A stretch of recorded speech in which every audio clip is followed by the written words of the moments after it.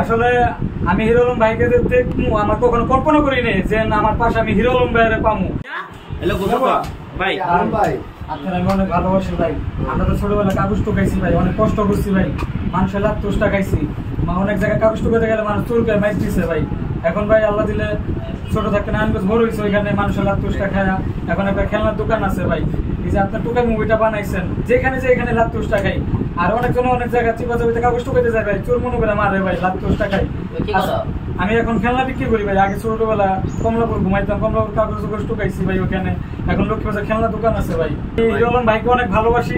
আপনারা একটা প্রমাণ দেখবেন, আমি নির্বাচনের দিন কি বলছি দেখেন। এই যে দেখেন হিরো আলমদের নিয়ে আমি কি বলছি।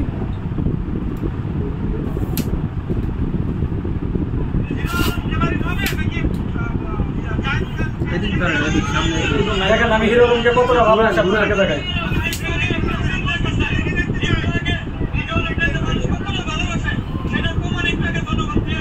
আচ্ছা সরাসরি যে দেখতে পাইলাম এই জিনিসটা আপনার কেমন লাগছে?